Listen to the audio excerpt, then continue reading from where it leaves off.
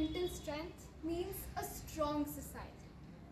In our last few episodes, we were focusing on women's health, but this time we will be focusing on men's health.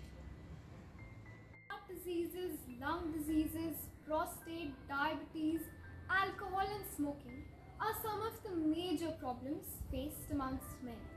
Can food help us with these problems? Can food help us prevent the side effects of smoking and alcohol?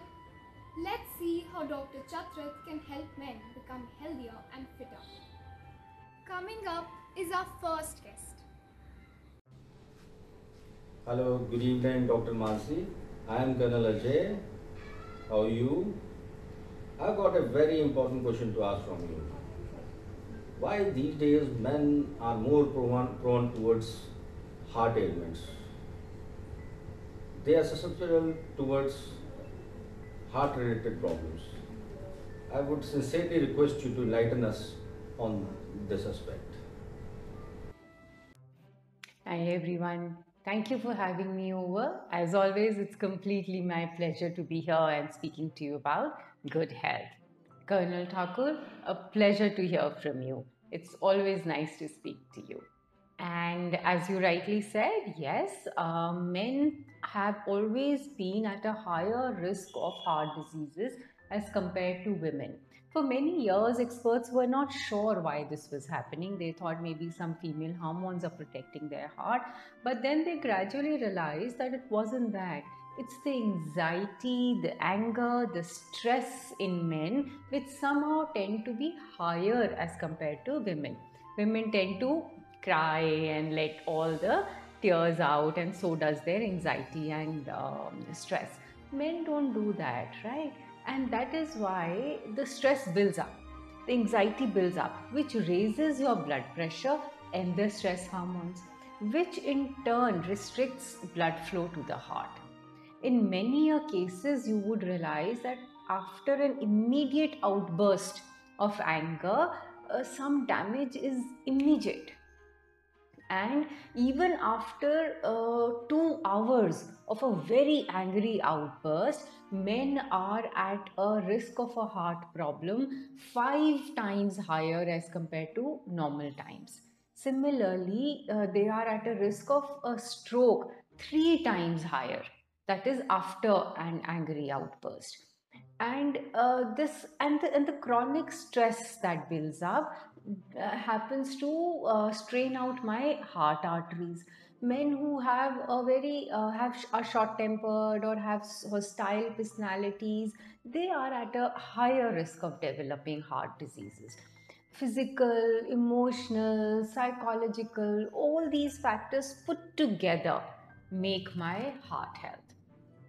But people who are going through chronic stress, depression, anxiety, they should look out for their heart. Having said this, is it possible to take care of my heart in spite of all this? The answer is yes. Yes, absolutely. First step that I would want to talk about is the moment you're feeling angry, the moment you feel like shouting and screaming, take a deep breath.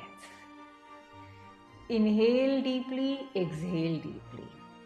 Is it easy? I know you're going to turn around and say, I'm feeling angry. How would I think of deep breathing? True, it's not easy. But then what is easy in life? What all you've achieved so far in your jobs, business, family, was that easy? No.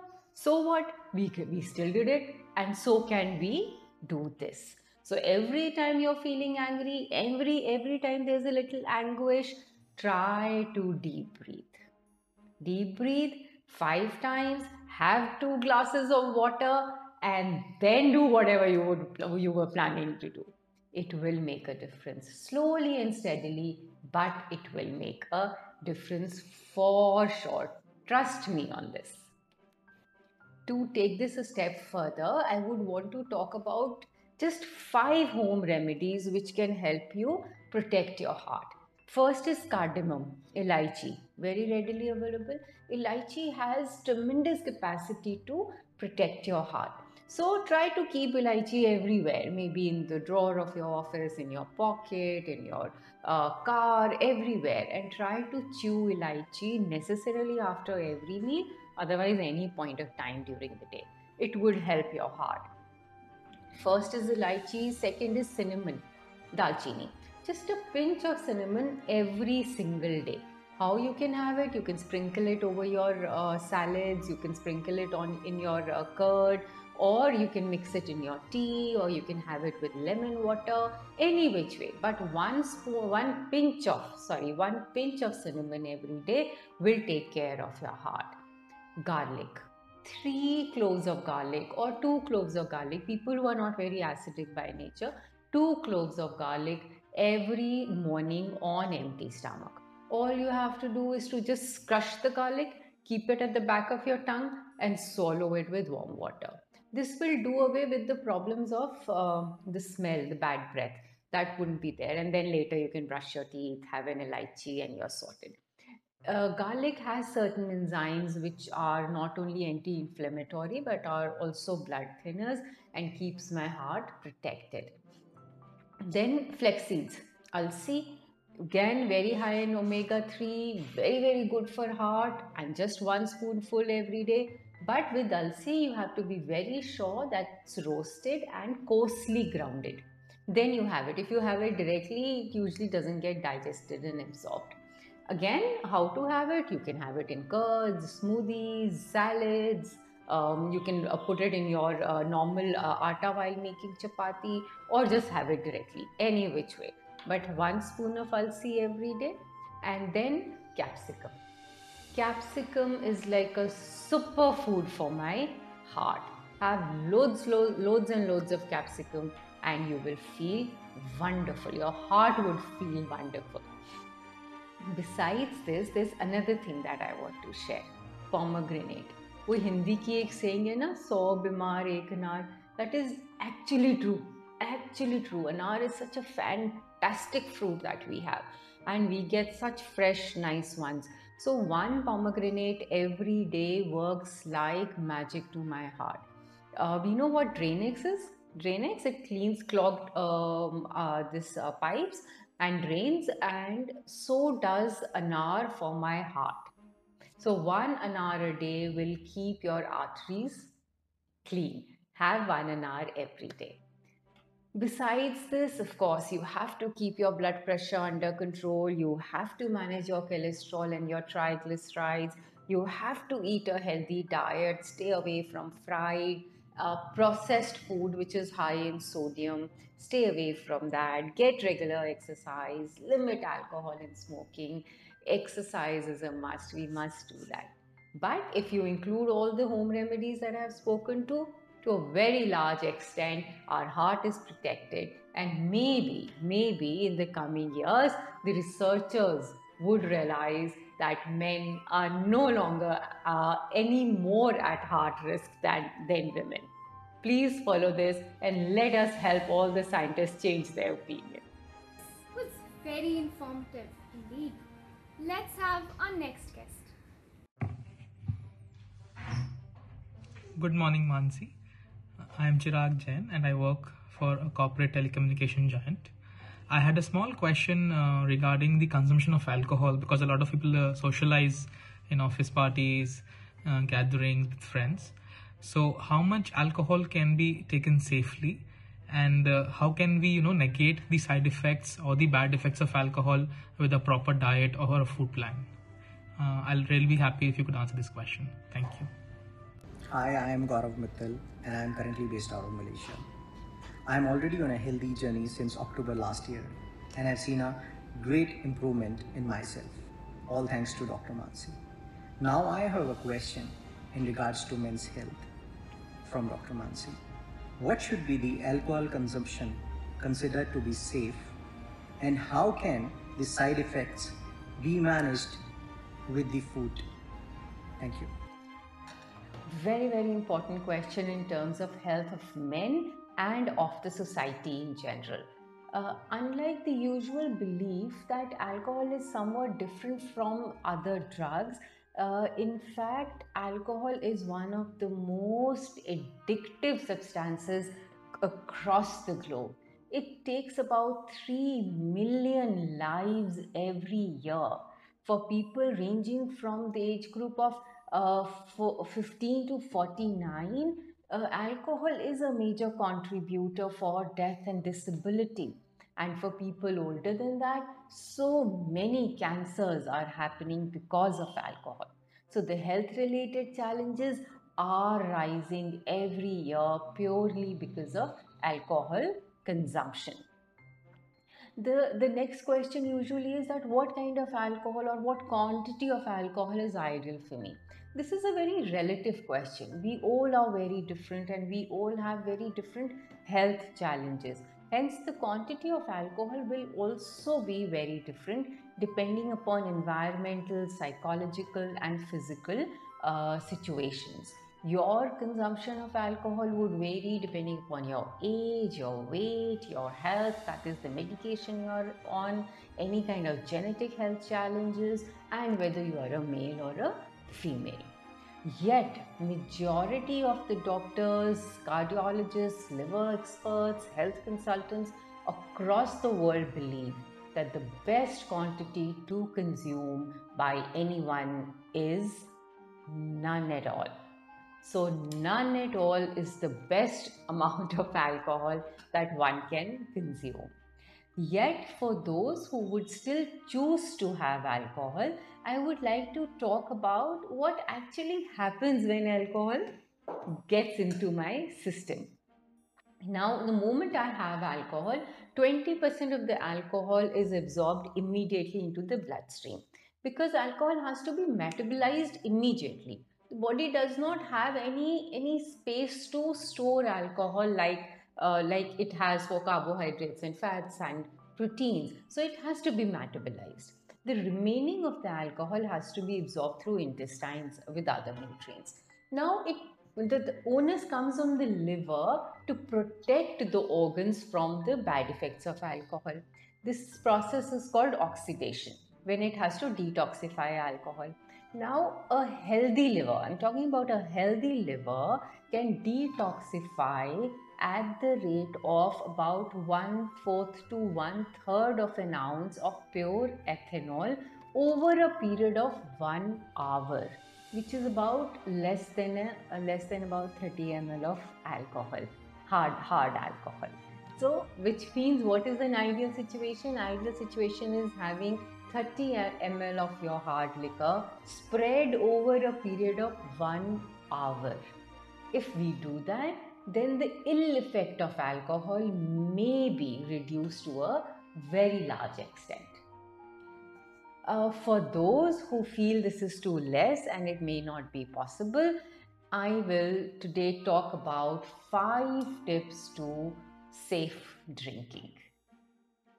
Please remember these 5 things next time you are planning a drinking session with your friends and family. First and the foremost thing is food. We must eat proper food during the day, whether we are going to have alcohol on that particular day or not. These days, the general observation that I have made is that many people are controlling their food intake, thinking that they are controlling the total calorie intake in favor of alcohol. The more you do, the lesser you eat because you think you're going to have alcohol tonight. So maybe you can eat less food and compensate for the alcohol. Alcohol hits you very bad on empty stomach. The intoxication levels are higher, and that is also a reason many people feel they do not want to eat because they feel more intoxicated. But the harm coming from it is much more. It can lead to cancer, heart issues, liver damage, and unlimited other health problems. So please remember, eat. Let your food pattern not get influenced by alcohol. It is called dunkorexia. People have started to do this. They don't eat food, but they want to have alcohol instead. Again, I am warning, this is extremely detrimental to the health of any age group of people. Please eat your proper food and then think of alcohol. Second tip, eat before alcohol. In somehow in India, the tendency is to have dinner later. It's first alcohol and then dinner. In many countries, you would notice it's the other way around. They would first have dinner and then have alcohol. That is a better way of having it because it hits you less, much, much less, because we are on full stomach. So kindly try to follow this. Have your meal first and then have your session.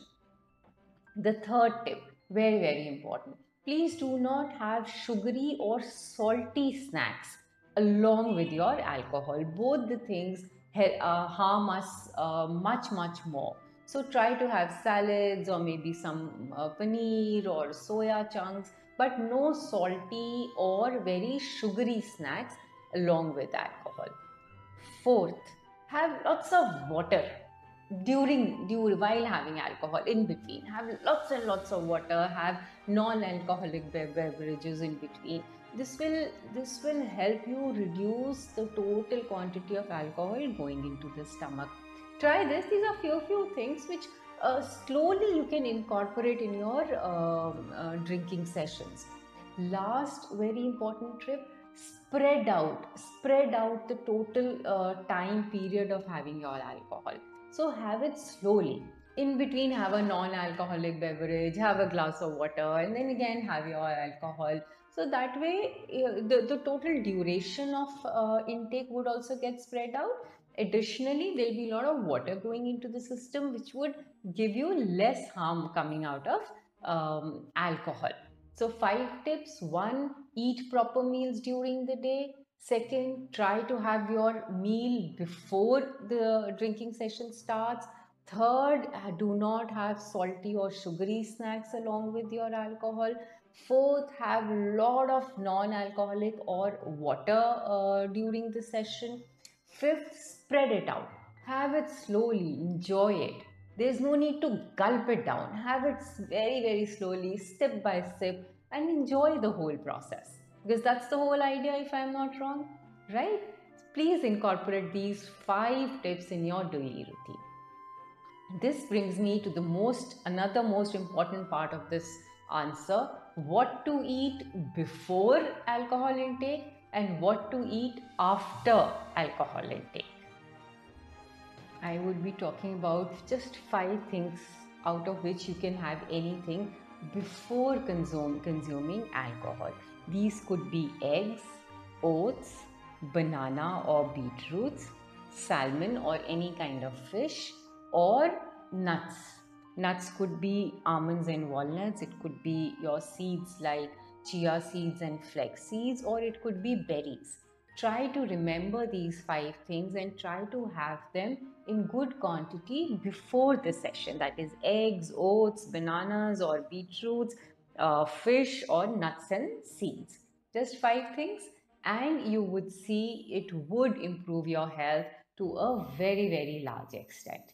Along with this, I would want to talk about 5 things to eat after alcohol consumption, which means we need to drink just as much that we are conscious enough to eat these foods post the session, if you are not heeding to my advice of taking only 30 ml, that is. Oranges, ginger, water, green tea, tomato juice, coconut water, or papaya. Any of these things post your alcohol session. Here, though, this question has not been asked in the videos, but I have got so many requests as in my messages to talk about smoking. Though I would be taking a separate session on smoking and prostrate very soon, but just a word of caution: try to have a lot of oranges to prevent your lungs from smoking. There is no other way to say it, but please quit it if as soon as possible, though we would be coming with another session on it exclusively. Quite an eye-opener, people. Let's hear what our next guest has to say. Hi, Dr. Mansi. My question is animal protein must for men's diet, or we can be vegetarian and still remain healthy? Thank you. Very, very interesting question. See, 20% of the human body is made up of protein. And a human body does not store protein, right? So we need to get it on a daily basis from our diet. Now you can get protein both from plants and animals. Some people feel that, oh, animal protein is much richer, so people who are non-vegetarians get more protein. Some feel, no, plant-based is easier to absorb, so it's good to be a vegetarian. Trust me on this. I am talking only after a lot of research in this subject. Whether you are a vegetarian or you are a non-vegetarian is your choice. So let that be your choice. You first decide you like being a vegetarian or you like being a non-vegetarian. Once that is sorted, then we can see how we are getting the required amount of protein every day. Now, when we eat protein, it gets divided into or broken up into amino acids. These amino acids are necessary for almost all metabolic functions of the body, and that is why we need all kinds of amino acids. In animal proteins, usually we get all these amino acids together, and that is why the impression is that it's easier to get good quality protein from animal protein. Fine, fair enough. So if you're eating a lot of roasted and grilled chicken, and if you're eating salmon or fish, various other kinds of fish, you get your required amount of protein. For vegetarians, you can get the same amount of protein through your lentils, through your pulses, and other such food sources. Only thing is, like what my mom used to say, you should eat everything. That means a lot of variety on the table. So a vegetarian needs to have all kinds of dals. We need to have various kinds of sources of protein, and then we get all kinds of amino acids, which is nice, no? It's adding to the variety of my food. So have all kinds of dals, have all kinds of dairy, have a lot of tofu, a lot of soya, a lot of lentils. Chickpeas are very high in protein. Almost all kinds of beans are high in protein, including green beans. Then you have spirulina, you have amarnath and quinoa, you have oats, which are very, very high in protein. Then you can throw in some chia seeds and some flax seeds and your almonds and walnuts, and your lots of fruits and vegetables also have very high amounts of protein as well. So as I said, being a vegetarian or a non-vegetarian is your choice. And for non-vegetarians, it's easy to get a lot of protein through chicken and fish. But for vegetarians, it's equally easy to get protein, but you need to include a lot of variety. So have lots of, as I said, dals, soya, tofu, paneer, dairy, eggs, milk, and for in vegetables, broccoli, spinach, potatoes, sweet potatoes, Brussels sprouts, all are high in protein. So much so that some of the fruits like guavas and your blackberries and your nectarines, all these are also mulberries. They're all rich in proteins. So have a lot of variety. Have your dals or pulses or paneer or kala chana be, ensure this is part of your diet on a everyday basis. And that's it. Have lots of water in addition to it, and we are sorted. So whether you are, even if you are vegetarian, we are equally stronger and healthier. Now we have one more question. Let's hear what our doc says. Hello Mansiji, my name is Uttam Khatri. I am from Chennai. I am an engineer and a runner. I have two questions for you, Mansiji. My first question is it a good choice to have artificial protein while gymming? If yes, how much? If no, what is the alternative? My second question is for a runner who runs 1 to 1.5 hour a day for 6 days a week and who sweats profusely, what he should take for electrolytes and how much? Thank you. Thank you for your question. This is the most frequently asked question. Lots of young boys and girls, they are going to gym these days, and they do resort to protein powders. Somehow the impression is that it's a quicker and a better and a healthier way to make muscle or get your daily requirement of protein. which may not be true, because as a health consultant, as a person who has been in this field for years now, I have come to realize that it's, as long as we are natural, as long as we are eating all natural stuff, we are healthy, we are good. And this man up there, he has made a magical world wherein everything that my body needs is available in terms of food and naturally. I just don't have to resort to unnatural methods. Unnatural methods, protein powders, can become very, very essential in situations where there's some medical requirement, where either the food is not getting digested or absorbed in relation to maybe cancer treatments, or that the person is very frail or old, or sometimes some injury is not healing and things like that. Then protein powders act as lifesavers. But young boys and girls who are going to the gym, who are exercising, why would you need it? Why not go natural? How much protein do you need in a day? Just about 46 grams for women, and just about 56 grams for men. Even if you are exercising, even if you want to make those biceps and those 6 packs and 8 packs and all that, even if you want to do that, even then, this is the maximum amount of protein your gut can absorb. So just throwing in more protein into your stomach will not help.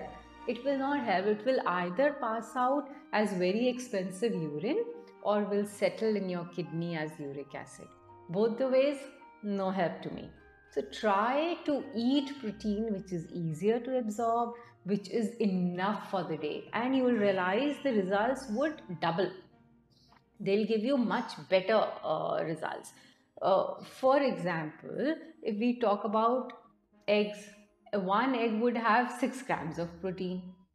Then plain Greek yogurt would have about 18 to 20 grams of protein. Handful of nuts, about 7 to 8 grams of protein. Milk alone, maybe a cup would have about 8 to 10 grams.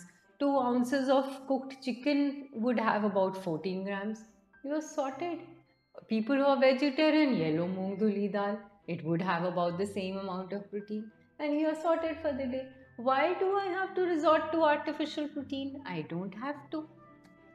Proteins from whatever protein you're getting from nuts, seeds, low fat dairy products like yogurt, milk, cheese, legumes, beans, lentils, fish, poultry, eggs, lean meat, all these are good proteins. So make your diet like that. Consult your own health consultant.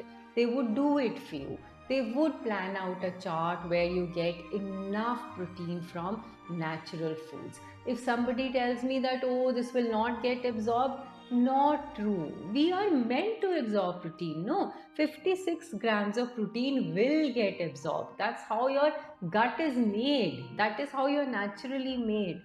Please do not resort to any powders, any shakes. Please go natural. You will be healthier, stronger. Your organs will stay protected. Coming to your next question about electrolytes, this is a very, very important question for all the people who are running or exercising. What are electrolytes? Electrolytes are similar to laundry soap in your washing machine. Though soap is not necessary to make your washing machine run, but it's imperative to keep your clothes clean. Similarly, balanced electrolytes are necessary for your digestive, for your cardiac, for your muscular, and for your nervous system. That is why balanced electrolytes would help runners achieve maximum or optimum capacity or performance. But in case your electrolytes are not balanced, what can happen then? Muscle spasm, dizziness, fatigue, nausea, constipation, dark urine, dry mouth, sometimes foul smell, dry skin, muscle weakness, or even stiffness or pain in your joints. And all you have to do is to keep your electrolytes in check. How do you do that? Water. Have lots of water. A plain glass of lemon water can do the trick. I can share a couple of good electrolyte drinks with you. One of them could be with watermelon. Just slice watermelon, add a little ginger, maybe some mint leaves, and if raspberries are available, you can add some raspberries also. Blend them, and your electrolyte drink is ready. Something similar you can do with coconut water. If watermelon is not available, coconut water, some strawberries, and a little salt, blend them together, and your electrolyte drink is done. Then you can also replace coconut water with lemon water, with red grapefruit juice, with cranberry juice, fresh ones, of course. If or just keep it simple, lemon water. If we do this, and you must keep having it while you are running, right? As much there's no such thing as more of it. Less, of course, there's nothing so much as more of it. Please have lots of it. What the body needs, it will keep. What it doesn't need, it will throw out. You have an amazing system. Trust your system. But please keep replenishing your electrolytes right through. Happy running. Thank you, ladies and gentlemen, for listening to us. I hope more and more people listen to this and benefit from it. Our endeavors to spread good health shall continue. We will be talking about food for long and healthy hair. Please don't forget to like and subscribe, and most definitely hit the bell icon. This is Trisha signing off for now.